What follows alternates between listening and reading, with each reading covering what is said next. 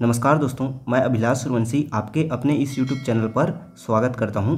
चलिए आज हम देखते हैं करणियों के तुलना पर आधारित, मतलब हमें कौन सा करनी छोटा है और कौन सा करनी बड़ा है यह बताना है। तो देखिए क्वेश्चन के पहले देखते हैं। तो करनी 5 की घात 3 है और यहाँ पर करनी 4 है और करनी 6 की घात 3 है। इन तीनों में हमको बताना है कि कौन सा छोटा है कौन सा बड़ा है, मतलब इनको हमें आरोही क्रम में असेंडिंग ऑर्डर में लिखना है। तो चलिए इसे हल करके देखते हैं। तो देखिए इसे हल करने के लिए सबसे शुरू में आपको विधि बता देता हूँ। सबसे पहले क्या करेंगे, हम इनके जो घातांक हैं उनको समान घात में बदलने की कोशिश करेंगे। तो पहले समान घात में बदल लेंगे। अब घातों को समान करने के लिए क्या करेंगे, जो घात है उनका एलसीएम निकालेंगे और एलसीएम को ही करनी की घात में लिखते हैं और घात के आधार पर अंदर की संख्या को भी बदलते हैं। जब करनी की घात समान हो जाती है तो छोटी बड़ी आसानी से हम बता सकते हैं। तो चलिए स्टेप बाय स्टेप इसे करके देखते हैं। तो देखिए हमारा 3 ठो करनी है, कौन कौन सा है। एक है करनी 5 की घात 3 है, एक है करनी 4 और दूसरा है करनी 6 की घात 3। चलिए अब देखिए मैं इसे इस तरह से लिख सकता हूँ कि नहीं, 5 की घात 1/3 और इसे 4 की घात 1/2 और इसे 6 की घात 1/3। मैंने आपको शुरू में ही चैप्टर के बताया था कि यदि करनी की घात 3 है तो उसे हम 1/3 के रूप में लिख सकते हैं। वैसे करनी की घात 2 है तो उसे हम 1/2 के रूप में लिख सकते हैं घात में। अब देखिए ये इनके जो हर हैं, यहाँ पर 3 है, यहाँ पर 2 है, यहाँ पर 3 है, मतलब जो घात के हर हैं उनका हमें क्या लेना है, एलसीएम लेना है। तो घातों के हर का एलसीएम, तो एलसीएम कितना हो जाएगा, यहाँ पर 3 और 2 है तो 3 दूनी 6, तो सीधी सी बात है एलसीएम हो जाएगा 6 हो जाएगा। अब देखिए इसी 6 को एलसीएम को हम तीनों के घात में गुणा करेंगे।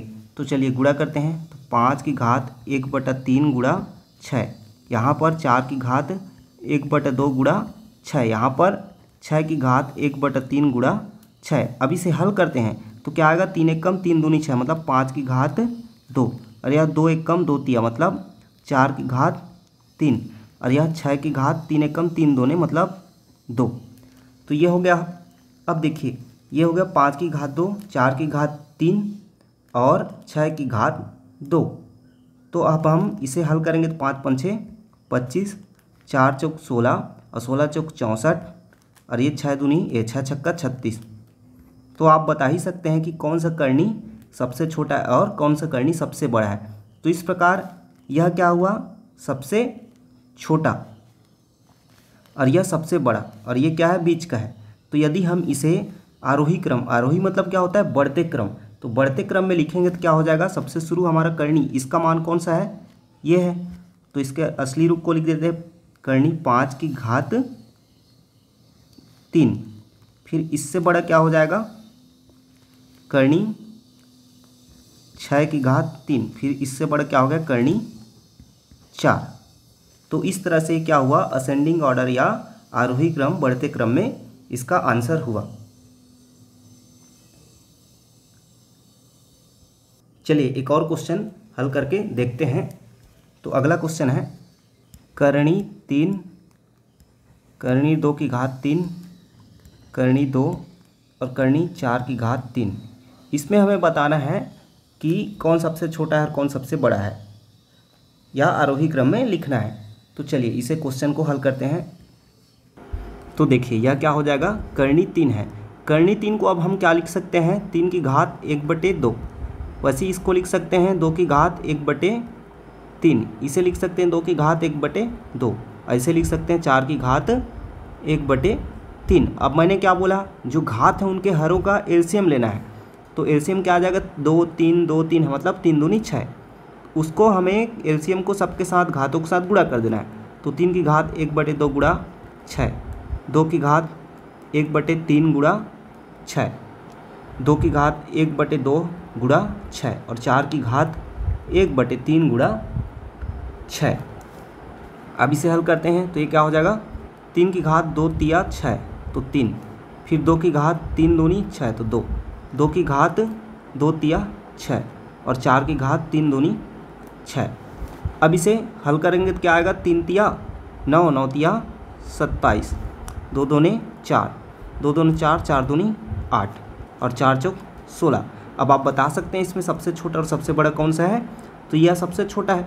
अब इसे यदि हम अवरोही में करते हैं, अवरोही मतलब घटते क्रम में, तो घटते क्रम में करेंगे तो क्या हो जाएगा, सबसे बड़ा कौन सा है 27, फिर 16, फिर 8, फिर 4।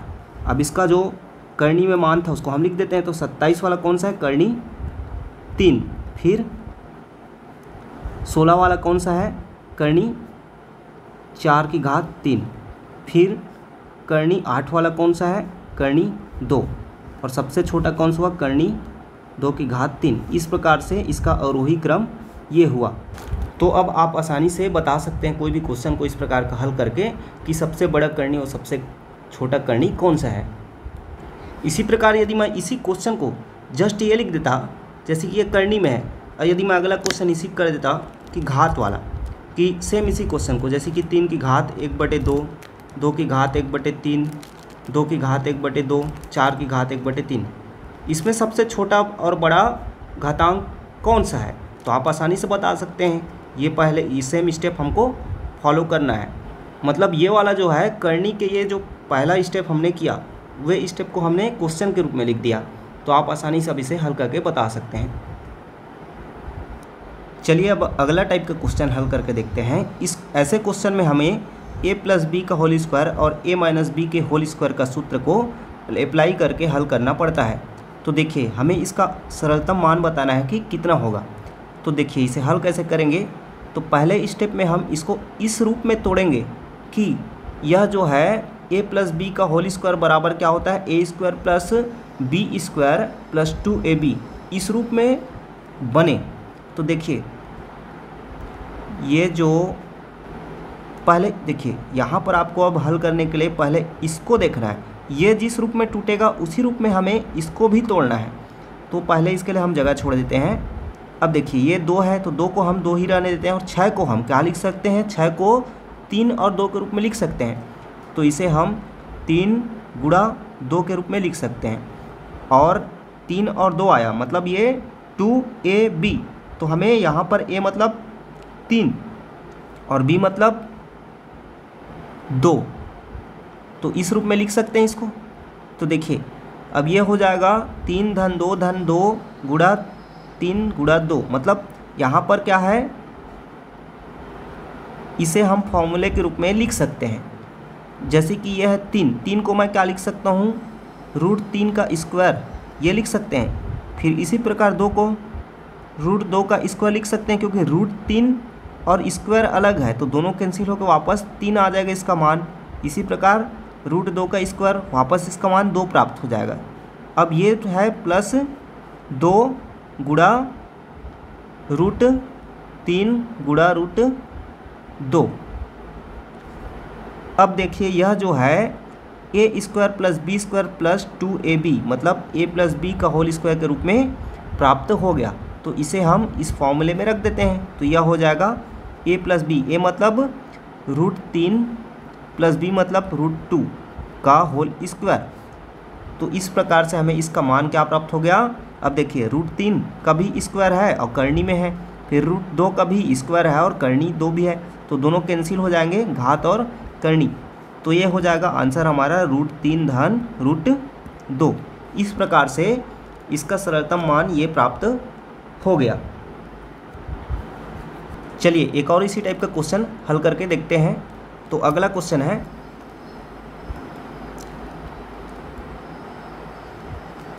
√10 माइनस √84। चलिए इसे हल करते हैं। तो देखिए पहला स्टेप में मैंने क्या बोला, आपको इसको तोड़ना है न कि इसको। ये जिस प्रकार से टूटेगा उसी रूप में इसको भी तोड़ना है। तो यह 10 को अभी रहने देते हैं, इसको नहीं लिखते हैं कुछ अभी, पहले इसको तोड़ते हैं। अब ये 84 है, 84 का हम क्या करेंगे, गुणनखंड करेंगे। तो गुणनखंड करेंगे, गुणनखंड कैसे करेंगे, 84 इस प्रकार से इसका गुणा करेंगे, 2 चौक 8 और 2 दूने 2 दूने 4 और 2 एक कम 3 सत्ते 21 और 7 एक कम 7। मतलब इसका गुणनखंड क्या हुआ 2 2 3 गुणा 7 ये हुआ। अब देखिए इसे हम क्या लिख सकते हैं 2 गुणा 2 मतलब 4 गुणा 3 और गुणा 7 ये लिख सकते हैं। अब देखिए यहाँ पर इस 7 को हम पहले लिख देते हैं और इस 3 को इसके बाद लिख देते हैं। अब देखिए ये √4 है तो √4 का वैल्यू क्या आएगा 2 आएगा और √7 और √3 हो जाएगा। इसलिए हम इसको 10 को 7 धन 3 के रूप में तोड़ सकते हैं। तो यह हो गया 7 को अब √7 का स्क्वायर लिख सकते हैं, 3 को √3 का स्क्वायर लिख सकते हैं ऋण। अब देखिए √4 को हम 2 लिख सकते हैं गुणा √7 गुणा √3 ये हो जाएगा अब a² + b² - 2ab मतलब कौन सा फार्मूला हुआ a - b का होल स्क्वायर। तो इसे a - b का होल स्क्वायर के रूप में लिख देते हैं। तो √7 - √3 का होल स्क्वायर।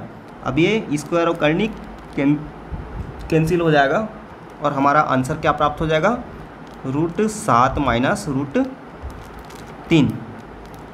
ये इसका हमें सरलतम मान प्राप्त हो गया।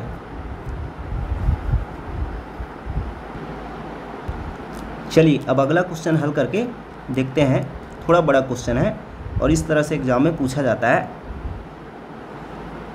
√5 धन 2 √6 माइनस 1/√5 + 2 √6 इसका हमें निकटतम मान बताना है कितना आएगा। तो चलिए इसे हल करते हैं।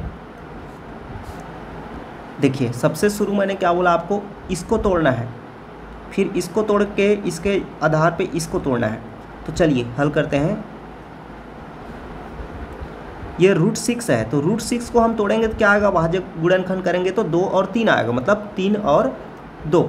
तो इसे हम 2 गुणा √3 गुणा √2 इस तरह लिख सकते हैं। और यह धन 5 को भी 3 धन 2 के रूप में लिख सकते हैं। अब माइनस अगला वाला जो है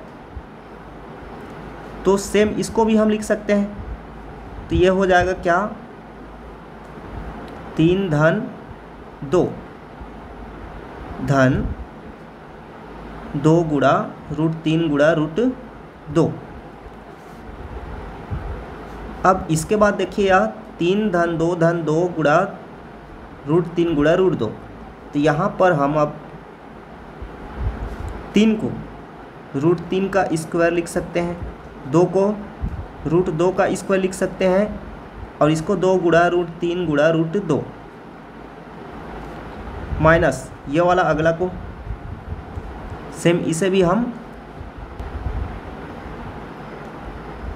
√3 का स्क्वायर धन √2 का स्क्वायर धन 2 गुणा √3 गुणा √2 रूप लिख सकते हैं। अब यहाँ पर हम देखते हैं तो यह a² + b² + 2 × ab के रूप में आ गया। मतलब कौन सा फॉर्मूला में लग रहा है a + b का होल स्क्वायर। तो उसके फॉर्मूले में हम ले आते हैं तो यह हो जाएगा क्या a मतलब √3 और b मतलब √2 का होल स्क्वायर। फिर माइनस में क्या है 1/, फिर ये भी √3 + √2 का स्क्वायर होल स्क्वायर। अब देखिए ये जो है फॉर्मूले में आ गया। अब इसे हम और क्या लिख सकते हैं तो यहाँ पर आप देखते हैं तो दोनों में स्क्वायर है और करनी भी है। मतलब ये करनी और स्क्वायर कैंसिल हो गया तो ये हो जाएगा √3 + √2 और यह माइनस √3 + √2। अब यहाँ पर हम इस वाले का मतलब हर का परिमेयीकरण करते हैं। मतलब कैसे करेंगे इसके संयुग्मी को अंश और हर में गुणा करेंगे। मैंने आपको पहले वीडियो में इससे पहले वीडियो में ये चीज़ बता चुका है। तो यह हो जाएगा √3 + √2 माइनस परिमेयीकरण करते हैं, मतलब अंश और हर में हर का संयुग्मी को गुणा करते हैं। तो √3 धन √2 इसका संयुग्मी क्या हो जाएगा, √3 माइनस √2, और ऊपर में भी होगा √3 माइनस √2। अब इसे आगे हल करते हैं तो यह क्या हो जाएगा, √3 धन √2 माइनस, अब ये गुणा होगा तो सेम हो जाएगा √3 माइनस √2 बटे में। अब देखिए a प्लस बी और a माइनस बी मतलब a² माइनस b² के रूप में आ गया ये। तो a² क्या हो गया, √3 का स्क्वायर। अब √3 का स्क्वायर है तो √3 का स्क्वायर है तो उसको डायरेक्ट मैं लिख देता हूँ 3, और ये √2 का स्क्वायर मतलब b का स्क्वायर तो 2। अब आगे यह क्या हो जाएगा, √3 धन √2 ऋण √3 ऋण √2 बटे 3 में 2 घटेगा तो 1। अब ये 1 है तो 1 को तो लिखने का मतलब नहीं है, तो यह हो गया √3 धन √2 ऋण, अब देखिए यहाँ पर ऋण है और यहाँ पर धन है तो √3 और ऋण प्लस हो गया धन 2। इस प्रकार से इसका हमें आंसर क्या प्राप्त हो जाएगा, तो √3 जो है √3 के साथ क्या होगा, जुड़ेगा, तो यहाँ पर माइनस यहाँ पर प्लस तो ये कैंसिल हो गया, और √2 और √2 आपस में जुड़ के 2√2 हो जाएंगे। इस प्रकार से इसका निकटतम मान हमें प्राप्त हो गया 2√2। तो इस तरह से आपको ऐसे क्वेश्चन को हल करना है। एक और क्वेश्चन देख लेते हैं इसी प्रकार का, फिर ये कंप्लीट हो जाएगा। तो देखिए अगला क्वेश्चन है,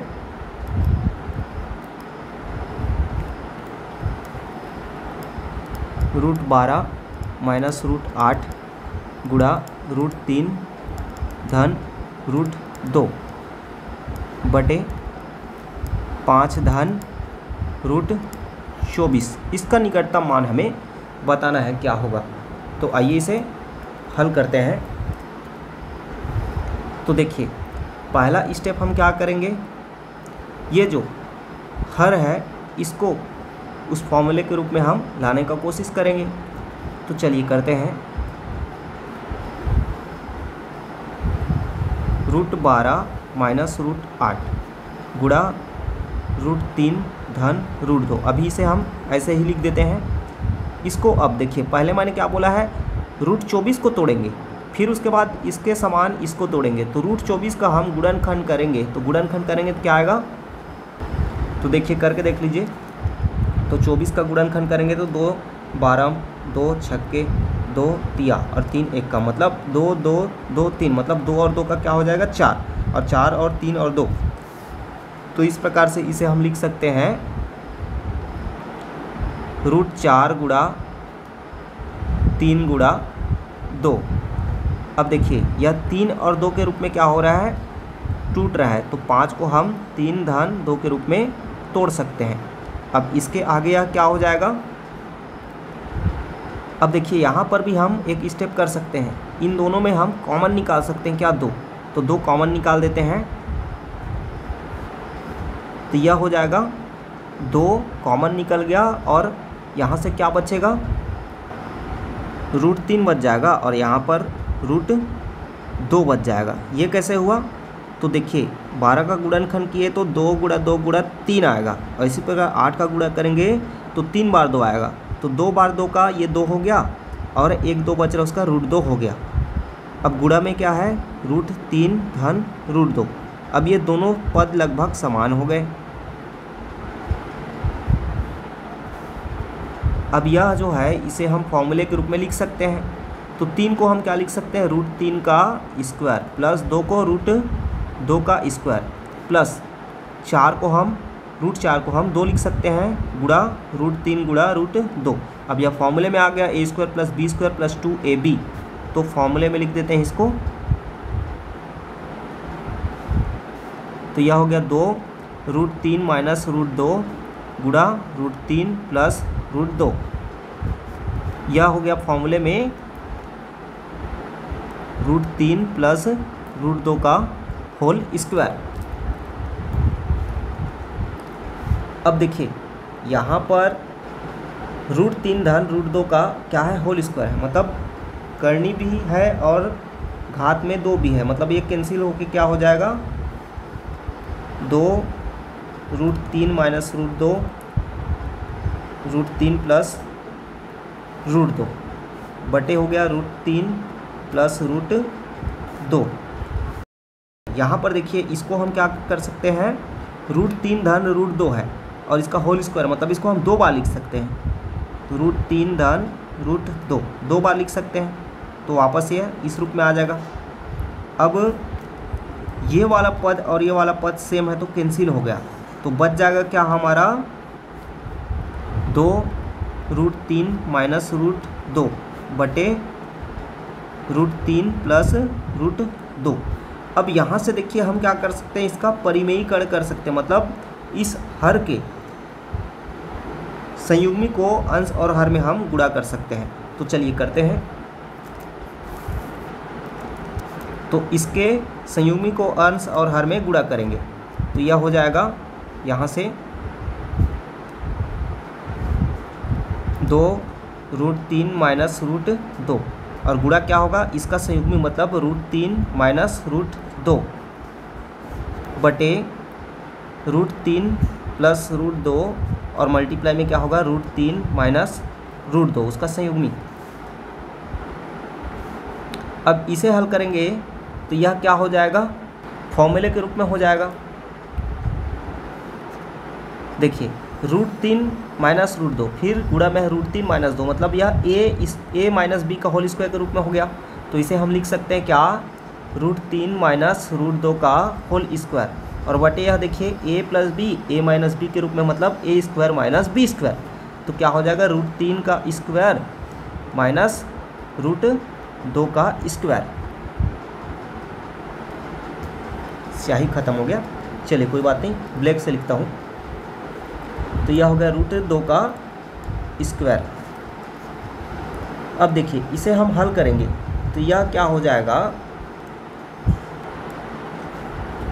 2 √3 माइनस √2 का होल स्क्वायर है। अब यह √3 का स्क्वायर है, कैंसिल हो क्या हो जाएगा 3 और यह माइनस क्या हो जाएगा 2, तो 3 माइनस 2 हो के क्या हो गया 1। अब यह 1 हो गया, चूँकि 1 हो गया तो इसका हर का कोई मतलब नहीं है, तो इसे हम ये देखिए यहाँ पर अब स्क्वायर है इन दोनों का और करनी में भी है घात 2, तो यह क्या हो जाएगा, कैंसिल हो जाएगा और 2 का करनी क्या हो जाएगा, करनी 2 और यह करनी 3 माइनस करनी 2। तो इस प्रकार से यह हो जाएगा क्या, अब ये चूँकि गुणा में है तो 2 और करनी 3, तो करनी 2 और करनी 3 गुणा होकर क्या हो जाएगा, करनी 6 और यह करनी 2 और करनी 2 गुणा होकर -2। इस प्रकार से इसका हमें निकटतम मान करनी 6 माइनस 2 प्राप्त हो जाएगा। तो उम्मीद करता हूँ दोस्तों मेरा पढ़ाया हुआ समझ आया होगा। तो यदि आप अभी तक मेरा यूट्यूब चैनल सब्सक्राइब नहीं किए हैं तो सब्सक्राइब कर लीजिए और बेल आइकन को भी प्रेस कर लीजिए ताकि अगले वीडियोज़ के नोटिफिकेशन आपको मिलता रहे। धन्यवाद।